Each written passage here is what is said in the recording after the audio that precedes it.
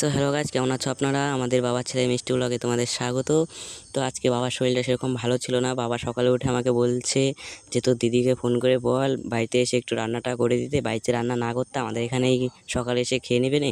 তো আমিও দিদিকে কল করেছিলাম যে বাবার শরীরটা আজকে ভালো নেই, তো আজকে এসে আমাদের বাড়িতে রান্নাটা করে দিয়ে যা, আমাদের এখানে তুইও খেয়ে নিস এবং দুপুরবেলা বাড়িতে চলে যাস। তো দিদি সকাল সকাল চলে এসেছিলো আমাদের বাড়িতে।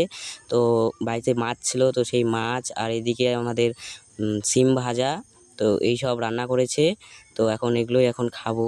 তো সকালে ভাত খেয়েছি, কিছুটা ভাত রেখে দিয়েছিলাম, তো সেই ভাতটাই এখন নিলাম।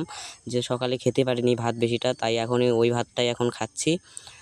তো খেতে বসে পড়েছি। তো খাওয়া দাওয়া প্রায় কমপ্লিট করেই ঘরটা প্রতিদিনের ওই একই কাজ করতে হবে।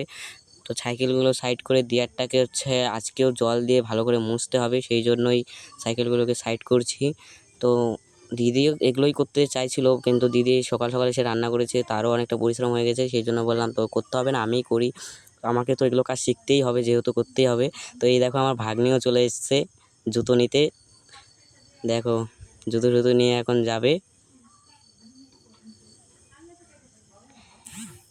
তো জল নিয়ে আসলাম, তো এখন এই জলটাকে আবার প্রতিদিনের মতনই ছিটিয়ে দিব। দেখো দুপুরবেলা পুরো রোদ্রে আরও একদম সাদা হয়ে গিয়েছে। তো দিদি নেপে দিতে চেয়েছিল, কিন্তু আমি বললাম আজকে নেপতে হবে না, আর একদিন এসে নেপে দিস। তো আজকে এইভাবেই থাক, নেপতে টেপতে হবে না। তো আমি জল দিয়ে ঝাড়ু ঠাড়ু দিয়ে দেওয়ারটাকে একদম পরিষ্কার করে ফেলছি।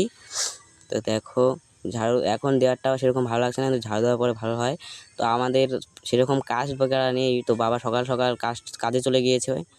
ভাত রান্না করতে পারিনি, বা দিদি রান্না করেছিল, তো সেগুলোই খেয়ে বাবা চলে গেছে।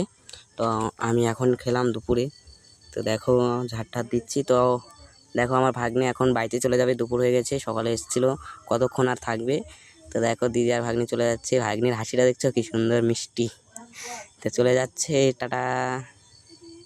তো আজকে ভিডিওতে এত অবধি। সকালে ভিডিও বানাতে পারিনি বলে এই ভিডিওটা বানালাম। তো কেমন লাগলো বলবেন।